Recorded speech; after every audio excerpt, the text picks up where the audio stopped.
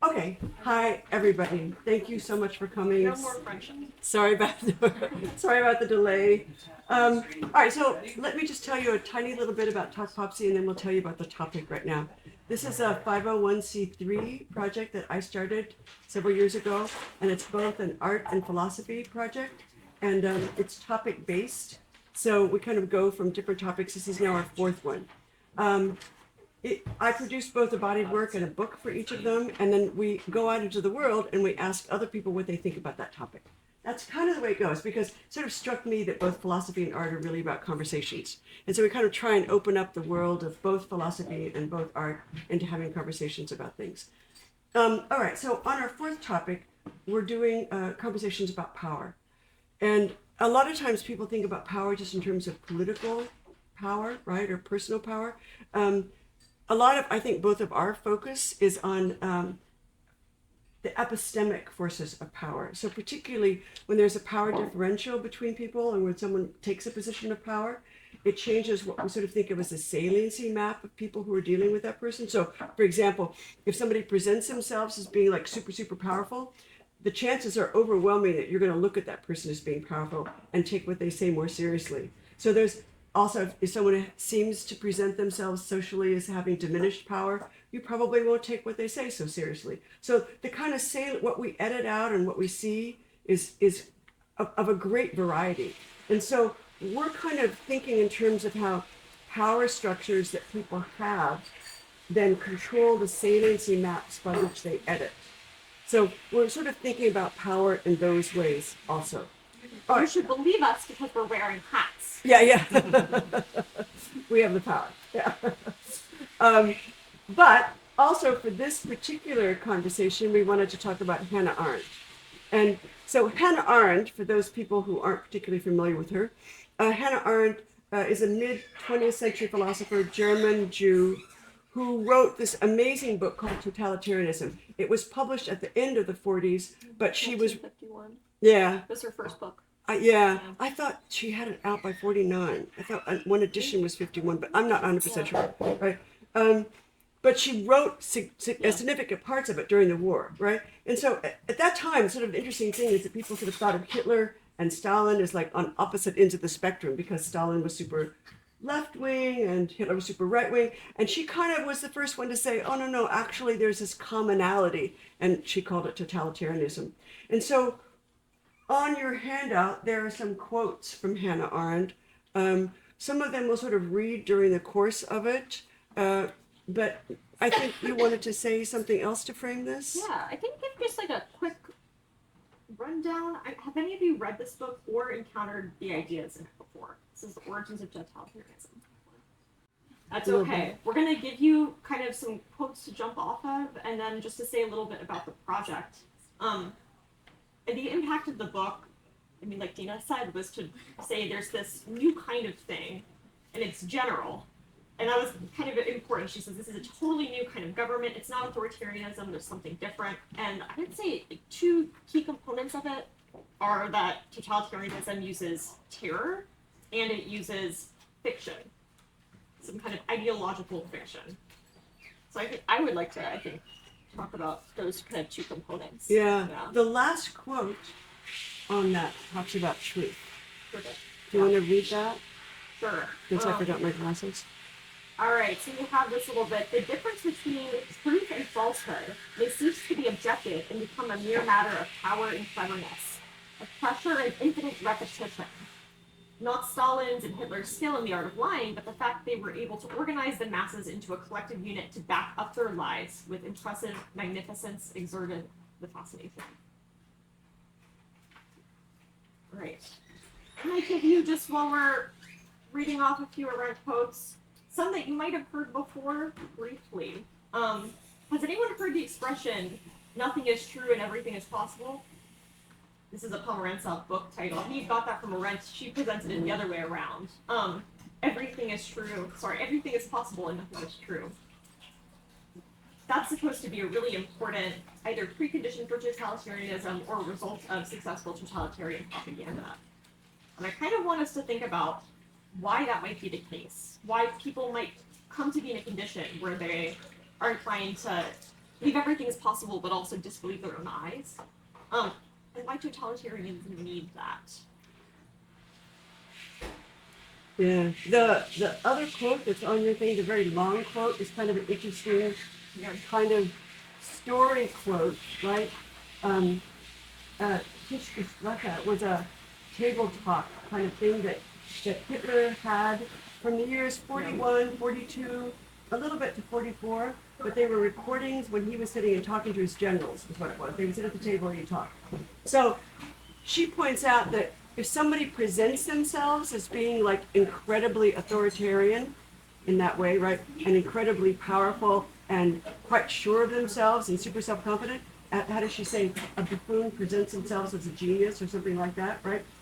A significant number of people are going to believe that, right? So, it's so, to me, it's so odd that we live in this era where truth seems to have been so imploded that nobody knows what's true at all anymore. Like, I was just reading in the paper today that the FCC chairman sort of issued threats to the Wall Street Journal and to the New York Times that if they didn't stop printing fake news, right, that they weren't going to get licenses. Now, of course, the FCC actually doesn't license newspapers. I sort of forget that part. They only license radio waves and things like that.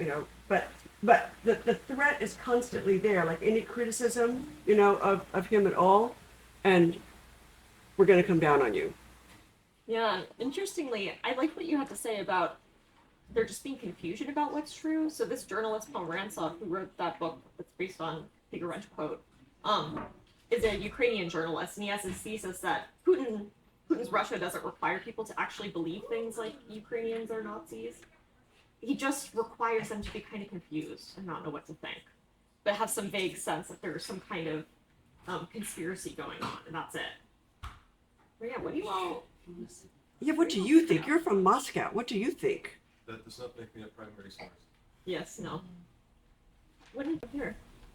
How long have you been in New York, presumably? A year and a half. Welcome. Thank you. You were going to say something. Oh, I was gonna say, I think that the book that you were talking about Yes. it could be applied in an interesting way to this documentary that's coming out, or it has been out, called Mr. Nobody Against Putin.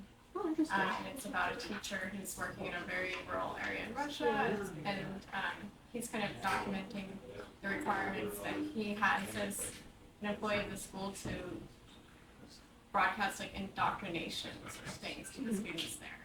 But he's very much against the government, and so it's an interesting account of his experience. Yeah, propaganda seems really important in all of this. Yeah, she talks about how, there's like this incredible sort of flux of information that goes on, this sort of chaos of information in societies particularly, and that all that has to happen in the totalitarian government, she says that Hitler was really good at this, was sort of repeating one thing over and over and over, right? Yeah. So that you just sort of drive home like one point all the time. And I was kind of thinking, well, what's being driven home in our culture right now? Like, what do people think is the Oh, that's a good question. is the thing that, our government is constantly trying to drive home? I mean, MAGA, right? That's probably the thesis, right? What is the thesis, though? Like, what does that say? What does MAGA communicate? Yeah, it's a sort of idealist. Things were really wonderful in the past. Let's go back to that past when things were really great, right? Things have gotten really messed up now. What we need to do is go back, right? But you think about it, Hitler did the same thing, right? Hitler did the same thing with the 19th century, right? We need to go back to sort of the bucolic 19th century when there was this like perfect family and, blah, blah, blah, and racial purity and all of that stuff. So there's this weird kind of like looking backwards that totalitarian governments do, I think. But I don't know if they always do this, right? Well, the problem with all counter-revolutionaries since basically Zola in Rome was that in order to effect what they want, they need to trample on the same ancestral liberties that they claim to protect. Like, if society has drifted from their ideals, then to correct society, they usually need to centralize power and destroy kind of the ancestral decentralized liberties, which form the very ideals that perhaps used to exist. So, like, and more broadly, this kind of implies that you can only go forward and can't go backward. So what do you think that the MAGA thing is saying then? What do you think the basic message is there? Well, I don't think MAGA is one like consistent block, and I think it's broad enough and vague enough to mean a lot of different things to a lot of different people. I mean, that's the point. Like to some people, it's kind of the old like neoconservative message. To other people, it's like Screw the elite.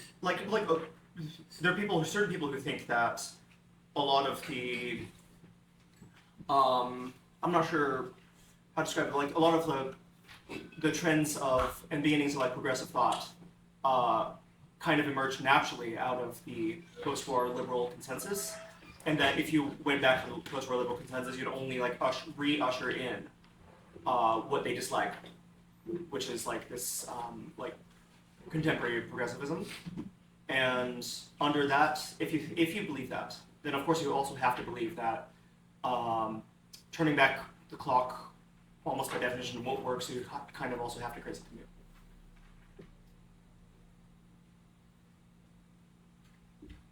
But I don't think that anybody really thinks, right, to take some devil's advocate with that. I don't think that when people are going, oh, we need to go back to the way things were, which you don't agree is the underlying message.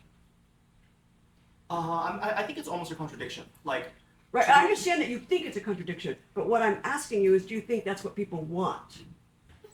Is some attempt to go I back? think a lot of people do want to go back. Okay, so then your complaint about that is that you think that people also recognize that if they do go back, that they'll only kind of repeat history and have the same kind of problems ushered in. Is that what you think? That's that's one of the two problems. The other problem is that like the mechanism through which you go back kind of destroys the thing you want to go back to. Like, yeah, but those might be realities, right? That in fact you might project that, right, with some amount yes. of probabilistic truth, right? But that doesn't mean that those people who are advocating and who are members of MAGA groups think that. Those are two different things. You're giving a criticism of what you think their point of view is, correct? Yes. Right. But that's different than sort of articulating their point of view. Sure. Right. And I was sort of hoping that we could articulate that point of view. Articulate their point of view. That like. Yeah, like, what do you want, guys? Like, we're kind of like doing that, right? I wish that we had, we're in Brooklyn, so everybody kind of thinks what we think, right? But it would be. I don't know. I'm not sure. Yeah, that's a reasonable thought. I don't know. Well, most people do. I mean, I do see a couple of Trump signs around, right? I wish they were There's very different here. parts of Brooklyn if you go to South. Well, that is true. That is true. I think in general, you Yeah. have to split it along the same lines of power within people that you would be describing governments with as like non-totalitarian, totalitarian. People at the top of the pile have no true like ideological allegiances beyond the accumulation of power. Well, that's surely true. The people. That's true regardless of any government, but Yeah. the people who are conservative, it's more, I feel like, personally, when I've encountered people who believe that way, it's more of a personal, psychological nostalgia for something that they never had, but they would like to wish that they had, which I think is an easy thing to succumb to regardless of who you are, where you are, or what you do, because conservatism is a prevailing international phenomenon. It's It's a super international phenomenon. it's an impersonal phenomenon. We're all like that.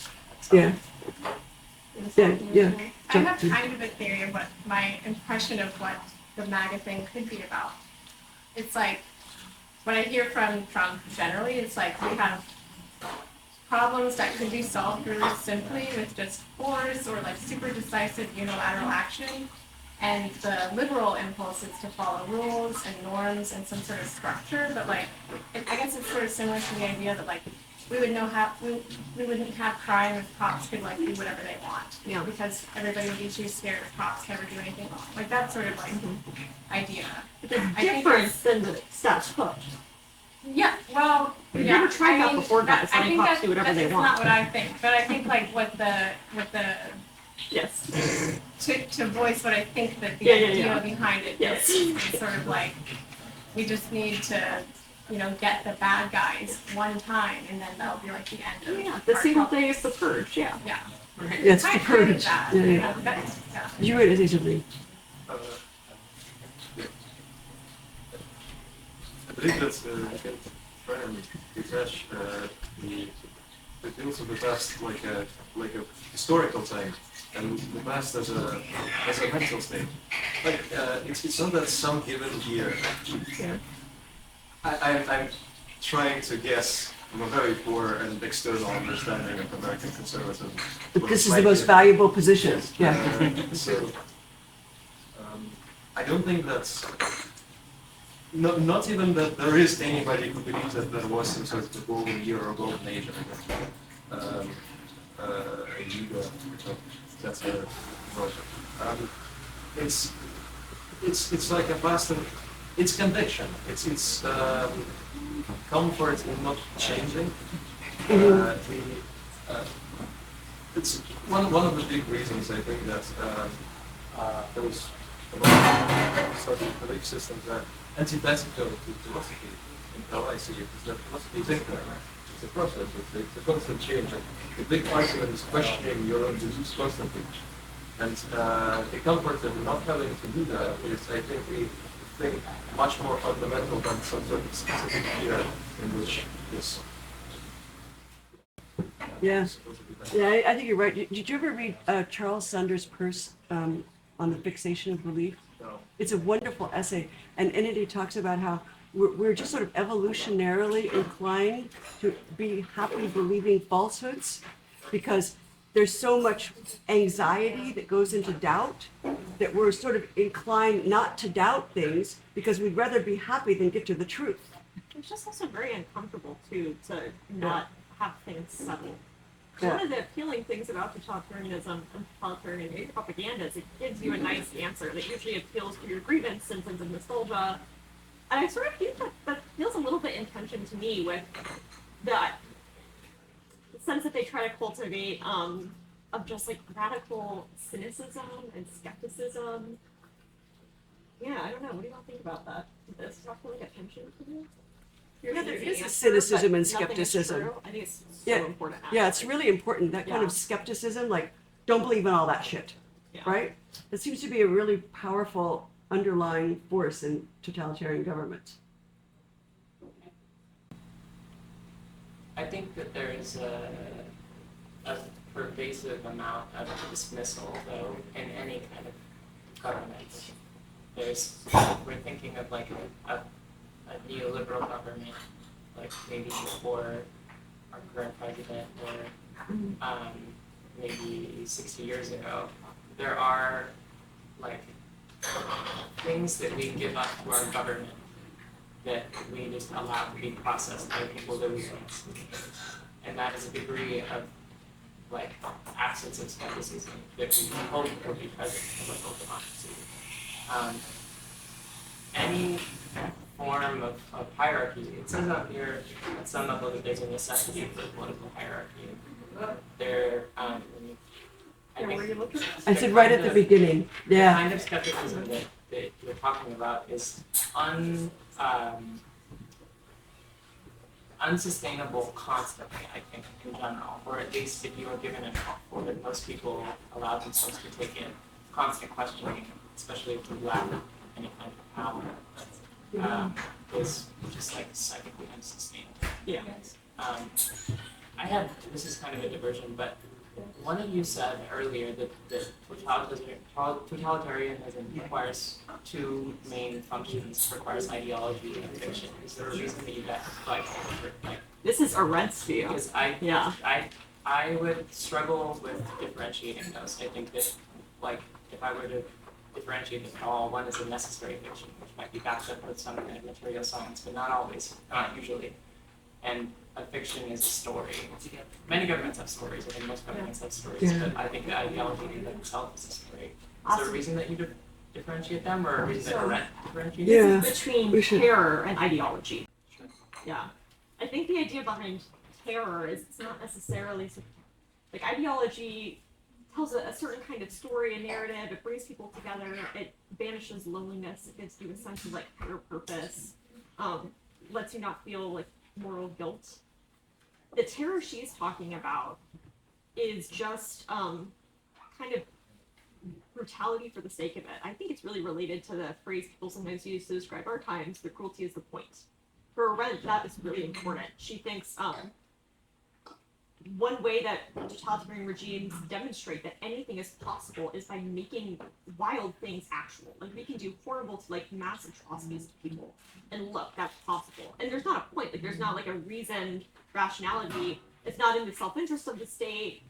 It's just to do terrible things. And I worry that about. It's not the cool reason to bomb people. Or you're just like, why commit that evil? And sometimes it's just that's the point. But there's something very, I think, destabilizing about that then makes Yeah. people pull inward. It's like because there's no point. Yeah, yeah. And I think people get like sort of isolated and more afraid. Like, I mean, everyone, I think in the country has felt really sorry for people in Minneapolis, right? And, but now, there are these cases where ICE is going after U.S. citizens. It's not just non-citizens, it's like after U.S. citizens, right? And so you're starting to see these reports. And so that's just like, the ground is starting to shift under you, right? The ground is like literally starting to shift under you. And I think that the psychological effect of that is for people to isolate themselves more, to be less likely. It's like if you guys have ever been on the subway or anywhere, right? And you've seen somebody come under attack, right? The chances are most people are not going to want to get involved. Right, most people kind of like pull away, and I think that it's that sort of chaos around you, right, that then increases people's wariness. The bystander. The right, Yeah. yeah, like the chances of somebody sort of stepping up and getting involved. Yeah, I think it sometimes seeing atrocities like this really radicalizes people in terms of like, oh, now I really need to get involved. But I think that is unfortunately much less frequent than what you're saying is that if you're already inclined towards, towards conservatism or something like that, sometimes you then like act out of spite and go like, no, I have to double down on my beliefs. I have to now make like somehow justify what has been done because otherwise I have to really question myself. And so now I'm doubling down and saying like these people really deserved it, or somebody brought a gun to the protest, and so they deserve to die, even though I supported somebody else bringing a gun to the protest. They have to sort of build up another narrative around the narrative in order to not fall into the pit of like realizing your whole life has been a lie. So it's been urge towards like motivation and belief. yeah. Suzanne? So terror in this case, For a rent. system would be the confining factor. Ideology would be sort of the answer to the question, the thing that makes you sort of comfortable within the confining. This is why you're it's like, okay, so the outside world is going to let me reduce myself into the cell, Yeah. That's another thing. as a function. I right? think that But happens. I am in the cell, I am good, I'm safe. Well, not why? Because I am of the right. Maybe. I think that Remember, does this- happen. This regime is unpredictable. They do Right. crazy things for no reason. No, but But you he's- tell to yourself that Yeah. you're But, okay. yeah, I think you're right about that. Okay. Right after the election, I was at a party with a whole bunch of people who had been raised in Eastern Europe. People more or less of my generation. And I was like going, wow, things are going to get crazy. And they were like, actually, when this happens, everybody pulls into their own private world, and they're going, it's not so bad. You like get close to your family and your friends, and you just don't have anything to do with the public world. And I was like, I suppose that's true, right? That's what you're talking about, right? That works until they knock on your door. That's right. And That's no- right. No door is ever strong enough. That's right. No door is ever strong There's no enough. one That's left to come play. exactly There's right. resistance. You can't talk to people. You can't trust anyone. Anyone could be an informer. Yeah. Yeah. And then it's that fear as well, like, there's just always an extra layer of fear that pushes you down further because you go like, oh, well, they came for my friends, so now I want to stand up. But if I stand up, then they'll come for me. When the reality is they're coming for you eventually anyway. Or it doesn't matter if they come for you, they came for somebody, you should stand up. Yeah. But it's just that fear of like, okay, let me just inch a little bit closer towards their good side, and then I'll be within like the safe confines of that government or that group or whatever. Yeah. But It's never really the truth. It's again just a narrative that you're telling yourself. It's a fairy tale. And what about the story about truth? Can we go back to that a little bit? Yeah. And fiction, right? Yeah. Why What's- is that so important? Yeah, why is that so important? Why, like, Why is it a precondition? yeah, this like sort of telling these grotesque things that are visibly, empirically not true, right? But people are quite willing to believe them. How does that? I'm always sort of baffled about that. Yeah, I think by saying something that's not true, you kind of give people permission to believe something they wish were true because it would be like a comforting way to remove cognitive dissonance. Yeah. But also I'm curious like what you think about, because this is about radio, right? Which is Yes. it's like a one Excellent. to many sort of thing. Now Excellent. we have social media, which is like many Yes. to many. It's a big point in Arette. She thinks that a really important precondition for this emergence of a radically new form of government is radio. So many people were about propaganda on radio. Yeah. I mean, remember Rwanda? And now we have outright Right. social media. It was the cockroaches on the radio that got the Hutus Yeah. to then kill all the Tutsis. Yeah. Remember, it was like just constant radio propaganda, right? That got that genocide going. You just described social media as a many phenomenon. Yeah. That's how I would describe it. But I guess you could make an argument that it's also like one to many because some accounts are much bigger than others. It's less the account and more the mechanism by which things are displayed or Yeah. like disseminated. Is that you get what you not what you want to see, but what the algorithm thinks you should see. Sure. Which So you is could say that the Yeah. algorithm is having that a and feature or that something. and Yes. on top of that, even if it is many to many, the political system is still. Have you heard of the concept of stochastic terrorism? Trump. I wrote something Stochastic- about this What is it? recently. What is it Stochastic called? terrorism is Stochastic terrorism. spontaneous arrival. Oh, or that's where the graph goes. Yeah. Of, Yeah. of people like random gun is an act of stochastic terrorism. People Yeah. who are not part of any ideological groups necessarily, but on maybe a few forums. This is the nihilists. Yeah. People who are not like it's different than say like a Ideological terrorist terrorism. bombing of like a specific splinter cell of some specific group. Yeah. It's a single person doing something. So It's super stochastically- destabilizing. Yes, disseminated information that is politically extremist or politically not unradical is still happening through social media. It's all being disseminated because people still hold this beliefs. There's no turnover of There's these a- ideas. Stochastic incitement too. So some people have accused Trump of doing this when he says over and over again that specific people, specific election officials are stealing whatever, and that people are going to get violent if that keeps happening. Like, because people are not going to stand for elections being stolen. And the worry is that over time, hearing that message makes it more likely that people will commit domestic terrorist acts. Yeah, but it makes proving incitement harder. You know, speaking of that, does anybody know whatever happened to? Remember Giuliani's apartment? Remember Giuliani? This is No. like a weird. All right, so Giuliani, the mother and the daughter down in was it Georgia sued Giuliani because they were election workers. Oh yeah, And yeah. he- They did. They won. They sued, and Yeah. they won, and they were supposed to get his apartment on the Upper East Side. Did they ever get that apartment? I know that's a weird question, but I don't know. I don't know what happened to that. we should find out. I We're wonder- on their side. That doesn't They su- should get that apartment. doesn't surprise me though. I think successes. I mean, this is the revolution will not be televised, but also successes aren't publicized. You have to wonder, like, Yeah, if right. people fought and won. My mom always asks me this. She's like, Jordan, why do you do this activist thing? I never hear that you guys win anything. I'm like, that's totally compatible with us winning all the time. Because why would anyone report that we can just say no? Yeah. Drop this, stop funding this, and it works. It works like a lot of times. Anyway, that's my So what if power is a phenomenon that is entirely and historically proven by terror and ideology? Is there any true way to resist that? All we have as answers in history is other terror and other ideology. Yeah, it's a really good question. I keep wondering that same thing because when you look at the trajectory of that, you know, it's not stochastic, right? The trajectory seems to follow a pretty prescribed pathway, right? And then at some point, like with Hitler's Germany, right? Or Stalin's purges, right? It just goes too far. Everything is like then on the verge of like complete chaos, right?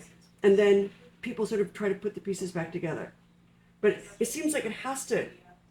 I keep thinking, is there an instance in history where the totalitarian movement started and then it stopped? I'm not a historian, I don't know. Well, I guess Maybe you know. Sorry. I guess in the Roman Republic, for example, right? You had kings, then you had the Republic form once the kings were either overthrown or abdicated. And the same you can say about the founding of America and George Washington, because he could have been king, right? But he decided to forgo his army. So you need a strong hardline moral principle to stand on. And most likely you need it based on a natural law, or else people are just going to sway from one direction to the other, because if it's not based on its natural law, then it's going to change like wind. What do you mean natural law? Like Natural law is the same way that rights don't change, like human rights, and law don't change because we view them as innate, as a part of natural law. Something universalizing? Yes, Yeah. but something that you view outside of opinion. So some sort of appeal to human rights, for example, would fall Correct. into that category? Yeah. Is that right? So, all right, let me just get this straight. So, if it were the case that we actually have elections, right, and somebody was elected who came in who had some kind of moral fiber, Yeah. I'm sure there's a half a dozen people in America that would qualify, at least, right? Right, and somebody had some moral fiber, and they kind of went, "Oh, wait a minute, we have these human rights that are now being violated." You think that might tilt? What I'm saying now is that on both sides, the view of voting and of the political process is one of populism. And populism is decided by the majority. It's like Rousseau, right? The will of the people. If you have the will of the people, and the people think in very short forms, you know, they change from one side to the other very quickly depending on what's causing problems. For example, we have a debt So right you're now. saying we need good ideology. We need good ideology, and we need not to be bound by the will of the people, but rather natural law, and to get the people to understand this through reason what's right, rather than just saying what the will of the people is right. Who gets the power to decide what the natural law is, or how it's enforceable, or whether it's decidable? You know, arm everyone? Like, Catholic Naturally, the philosophers who would Right. spring up from the ground. that would be nice. You could never tell with a blindfold on the difference between one set of natural rights and a different Right. set of natural rights. That's And the natural rights in all those different eras that you mentioned were entirely different. In the They- Roman Republic, it was just Roman men, and the Gauls were being murdered en masse. In the beginning of the American Republic, Native Americans and black people were being enslaved and murdered en masse. And women didn't have the right to vote. The natural right has always changed. If it's progressed towards a larger inclusivity of people, it's simply because violence has been exported to the third world, as it's been more inclusive of white people. That's a very good point, but what you just said proves the natural law, because you're saying it's wrong even when the will of the people believe it was right. You see? So you have to do it this way, because otherwise, if you don't say, and if you do say it's by the will of the people, then the Holocaust was justified in Germany, right? And everything, but if it's decided by natural law, then no matter how many people decide, it's still wrong. And that's why, for example, you view the genocide of the Romans and of the Indians as wrong, because you view the things as wrong outside of time and outside of history as always metaphysically true. My idea of wrong is that there's nothing to stop it from happening. There will always be someone with a gun. Right, because we need, it's not because of the natural law that those wrong things happened, it's because people in power, there were not people in power to enforce the natural law, that's the problem. But once they have power, what's the reason to not be able to compare it? If that's the way that power has only ever been preserved throughout history, why would they ever go to another lane? Even people who are professedly for the natural rights of all people, like communists, and they did maybe perhaps a better, more equitable job than America does, they still expelled millions and millions of people. Is it a constant seeking for the equity of people that is unachievable? Is the natural law? It's very unlikely that it's unachievable, and it's much more likely that people are simply go on the wrong path when they have something right.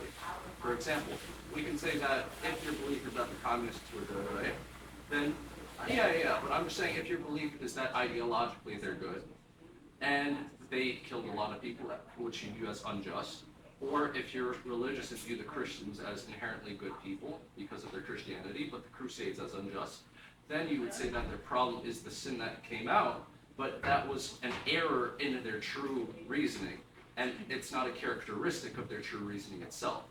So I want to say, I find this exchange interesting because, for a little historical context, when this book came out, it hadn't been super well received. There's a lot of resurgent interest, like now, like there's a reason Dean and I and other friends of ours have returned to this book, but at the time, they sort of thought Arendt just got everything wrong because of the great successes of liberalism that came in the post-war period. So that was kind of historically the answer to how do we defeat totalitarianism, how do we prevent it, which the solution has been liberalism. But recently there's been this worry that, oh no, what if there's something about liberalism that's wrong, or at least is incomplete and it makes totalitarianism appealing? Because one story about why it's appealing is that people actually don't just want good governance. Like that definitely helps, right? Having functioning sewage system, whatever. But they actually want like the political capital P. They don't just want like a functioning Congress, but they want to believe in like a higher ideal, something they want to feel connected to other people. And I don't know. So I thought that debate seemed to be emblematic of this kind of some kind of liberal universal ideas. The answer and the other saying, oh no, maybe either that hasn't always been the case, it hasn't worked, it's not really what people believed. Or then another worry might be, we do need something higher. Would you say that liberalism lacks terror? So Arendt isn't approving of the tariff, and she doesn't think it's a historic necessity. She is diagnosing this one particular form of government, totalitarianism, and she thinks terror and ideology are super important for that, but not necessarily the like historic necessities. But then is that what makes totalitarianism so appealing and viable? Is the fact that, and liberalism not appealing and viable, the fact that there is a lack of terror? I don't think so. Or at least that's not on my reading what she's arguing. Because there's ideology in liberalism. Oh yes, yeah. There's all sorts of ideologies. This isn't distinct necessarily. Well, sorry, for her, yes, you're right. So ideology can be used like neutrally as just an idea. Sometimes people say good ideology, or it's just one way of organizing the world. Can be good or bad. Another, what actually she means by it is like ideology parentheses pejorative. So specifically things like disbelieve your lying eyes and instead believe my propaganda. So she's thinking particularly when you just like don't believe there's a distinction between truth and falsity, reality and bullshit, that kind of, yeah. Sorry, I'm just explaining Arendt's yeah. Yeah. Isn't it kind of a misnomer to label the conversation as between liberalism and totalitarianism? Because it seems like the true distinction would be totalitarianism and anarchy and liberalism and order, right? Because those are the two extremes and the two mediums No, not in between. necessarily. Anarchism there's lots of kinds of anarchism. I And mean, they are very against common sense. hierarchies. Yeah. I mean, there's a lot of chaos in totalitarianism, And even liberalism. though, and liberalism, so I'm not so sure if those are the opposite.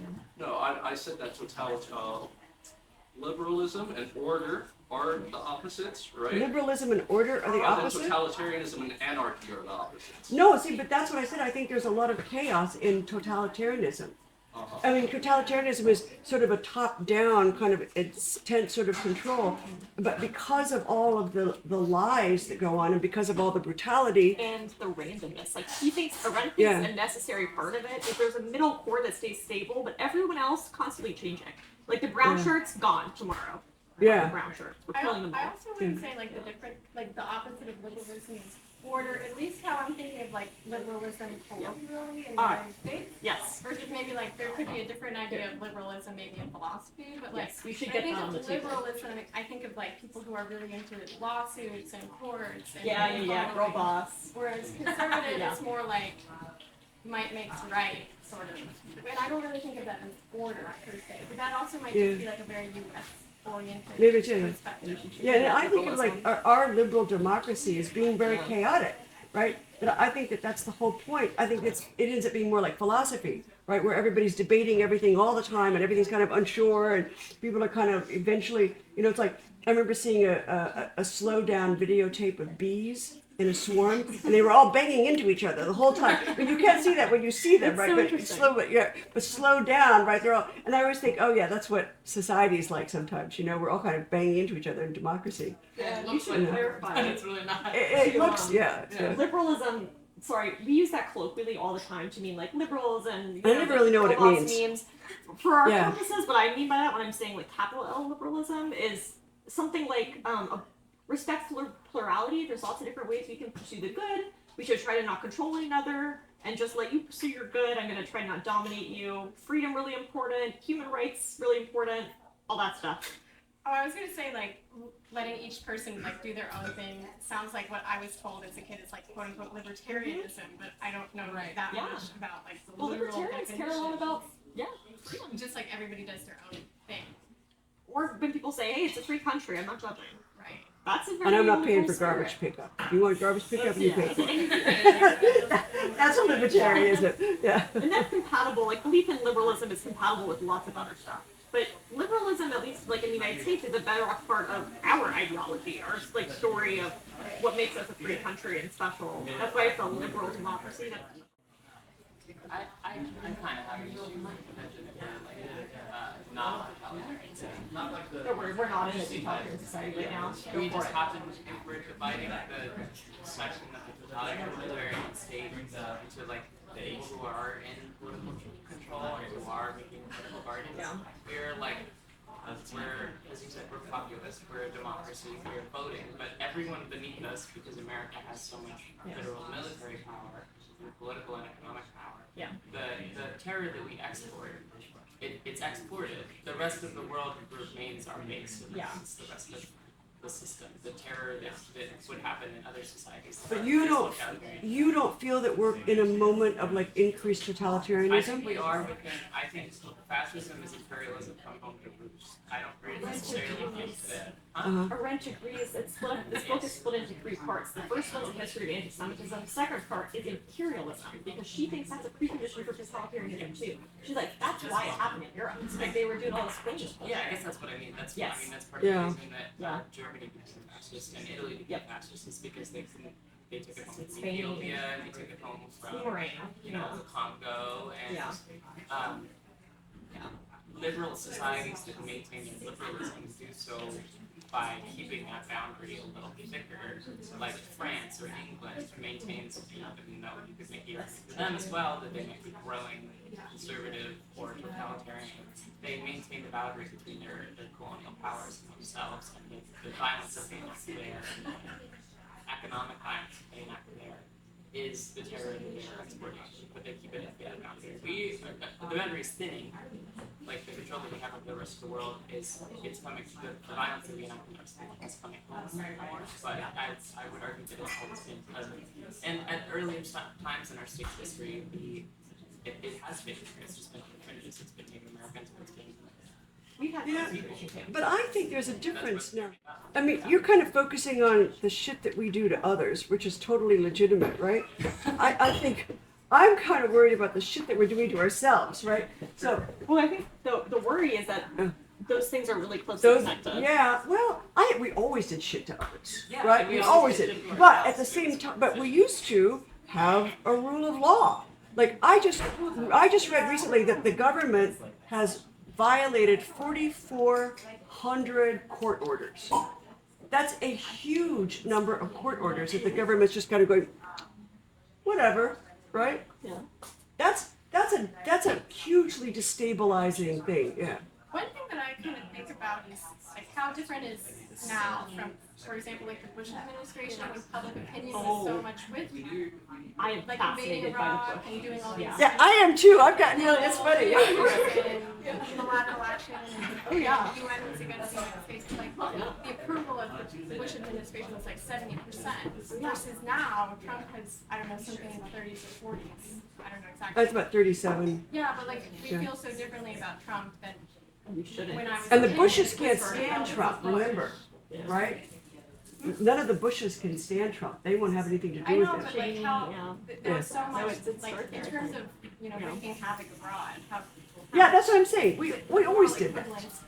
You know, like that is not new. I think more of what I'm saying is that, like, the spark plug was always there to bring it home, and it always has been at home for different groups of people. Yeah. There were Native American massacres in the early 2000s, like there was standouts between the government and Native American people. There was bombing of Black Panther organizations in the 1970s and 80s. There's been COINTELPRO Yeah. going on throughout the mid 20th century. Right. Jim Crow. Right. Yeah, Jim That is Crow. all true. That is all true. But I don't know if it's a causal. I don't know if it's a causal relationship though. Same, what do you mean? Yeah. I think there is a causal relationship between Okay. the periphery of any equality and the core, because like leaders always have way more degrees of freedom to do stuff in the periphery than they have in the core. Like Trump can do whatever he wants to In like a Venezuela. lot of like foreign nations, but he can't to America because he doesn't have the sway among the domestic American institutions. Whereas, like, nobody really cares. Nobody's willing to stand up for like all the American dependencies abroad.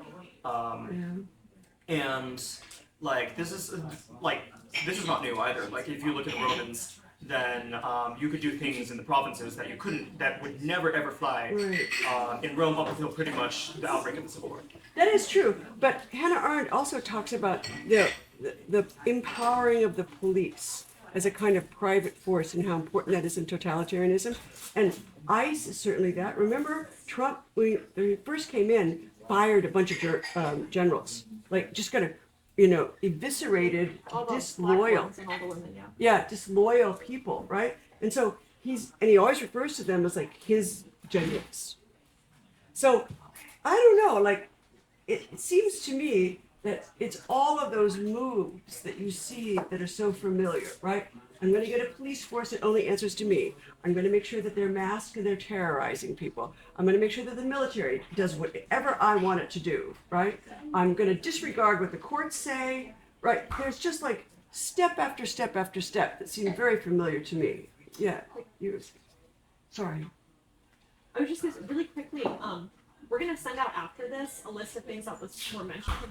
One of the things that might be interesting, there's a book on like going back to the United States history, deconstructing liberalism, making sense of how we can both have been a liberal in various ways, many ways, but also how to like now is an important distinction. Might be interesting. It's not lose that, right? I think in such discussion when they bring up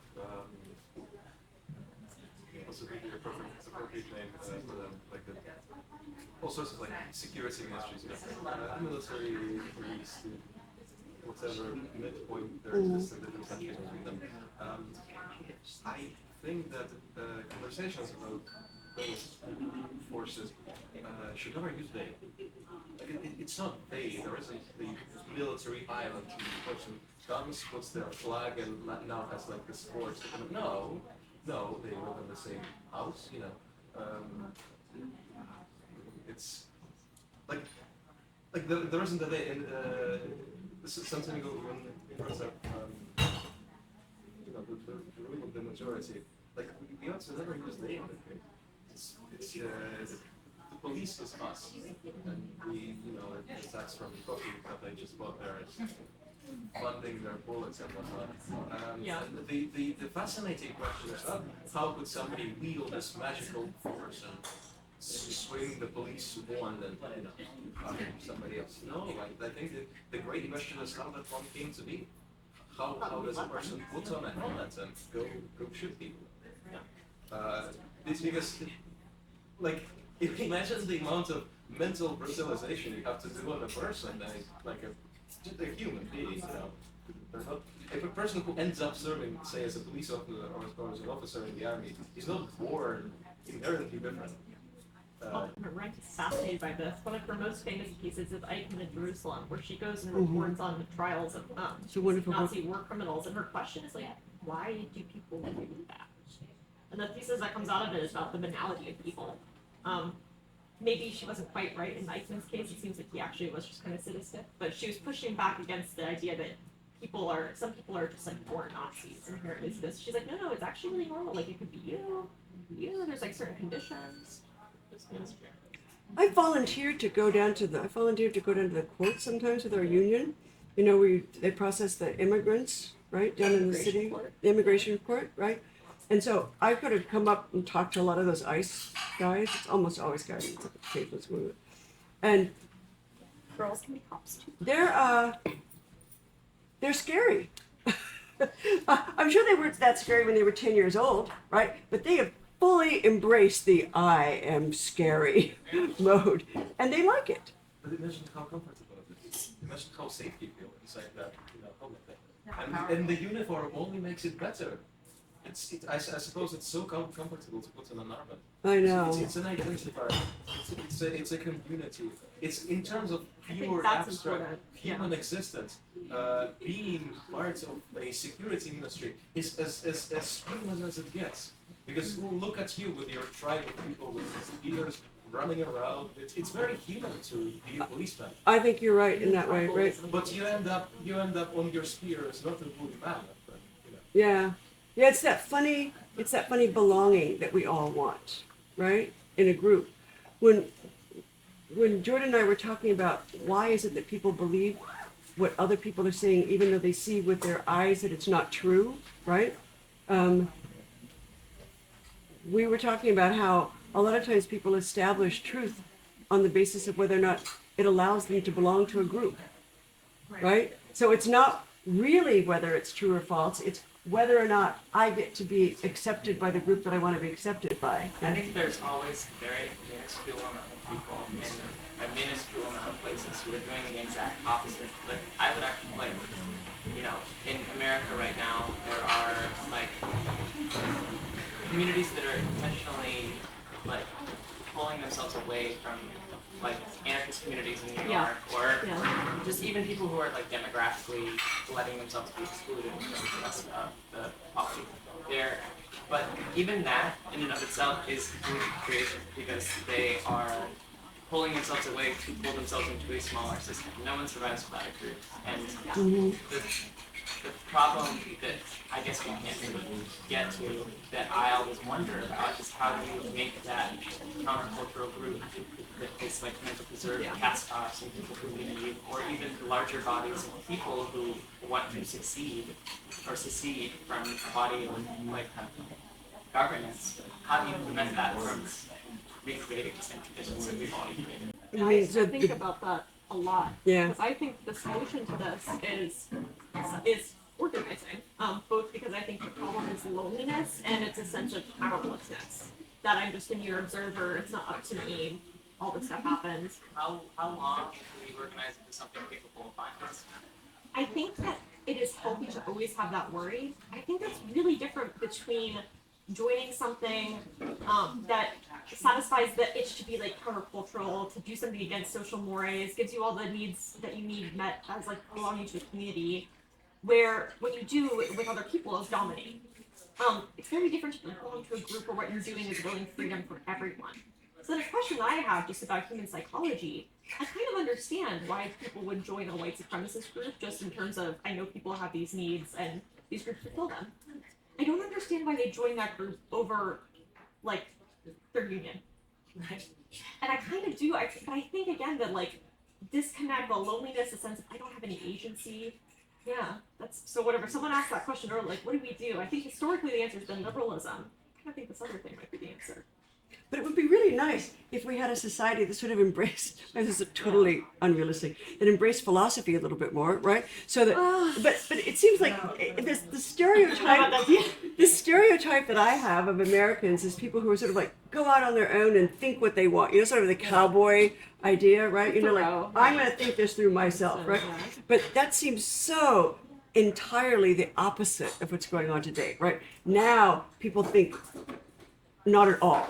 If it diverges from their group, right? I've always thought it was go out and do what you want, not think what you want. Which I think a lot of people think implies think what you want, or think that by doing what you want means you're thinking it through or thinking what you want. But I've never really had that impression of Americans. It's always been I'm gonna do it.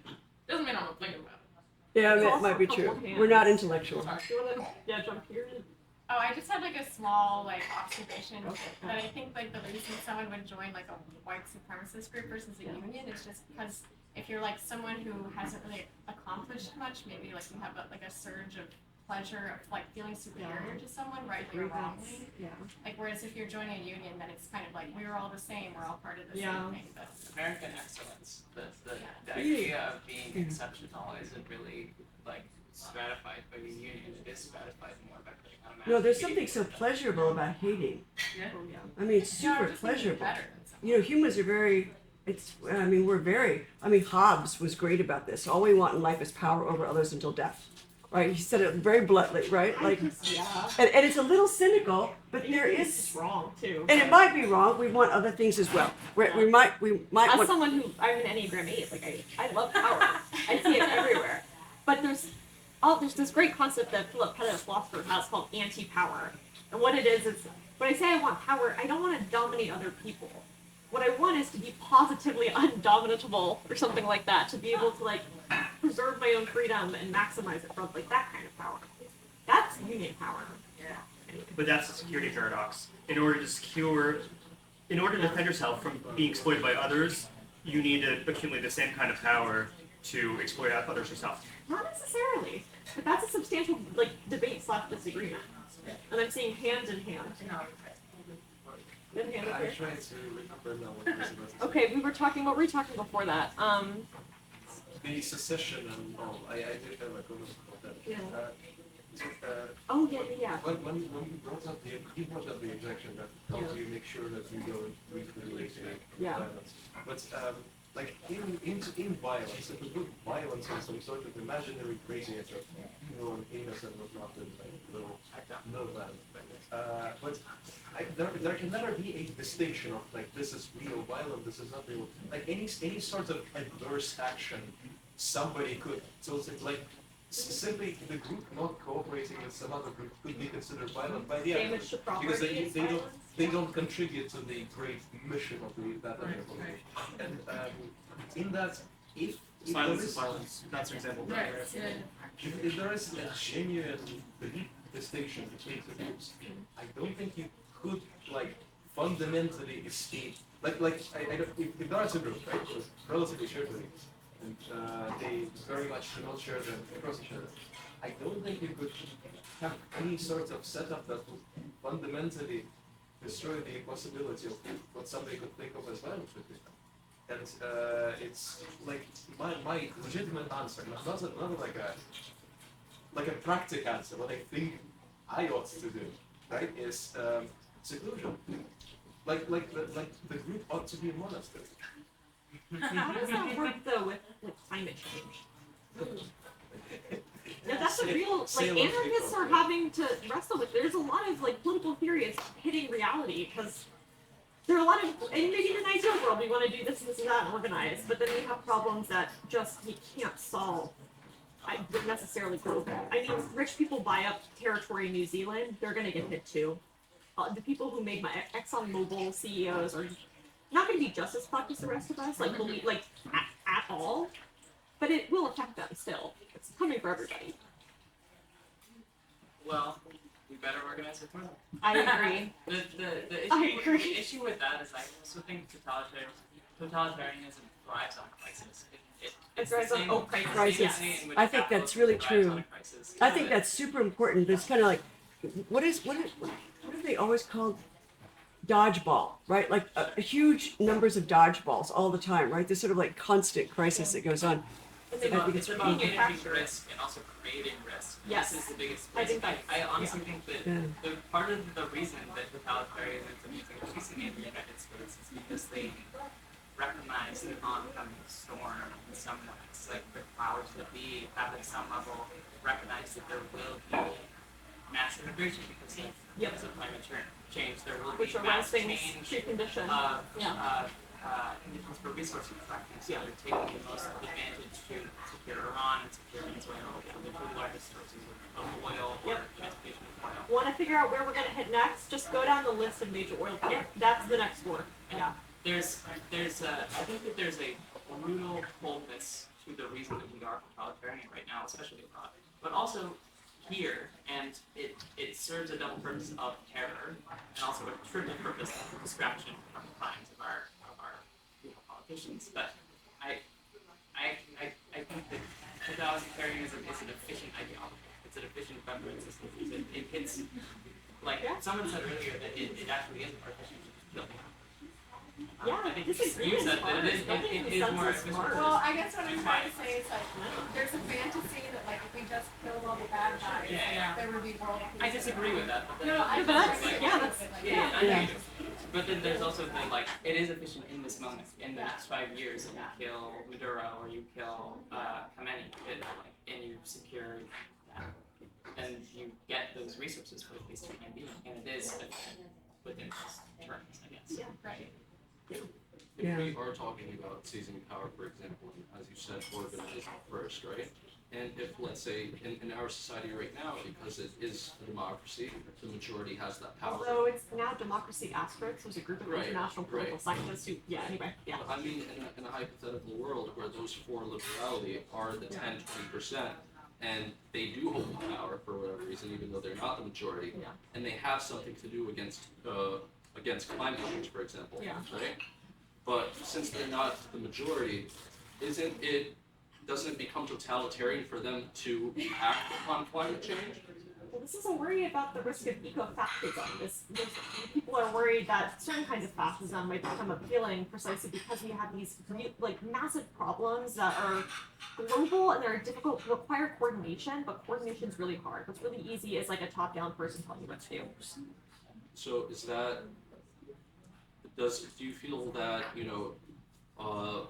we have to make exceptions for liberality in those sort of cases for the ultimate purpose of, liberality in a proper society? A lot of people see nations like, say, Singapore as example. Like Singapore is an example of essentially like pragmatic authoritarianism. Yes. Yeah. That's They are willing to sacrifice many civil liberties in order to deliver low crime, a good economy, like a lot of construction, blah blah blah. And almost no corruption. Well, They're like, except no, they're for famous for it. except for the corruption that is inherent in having the person.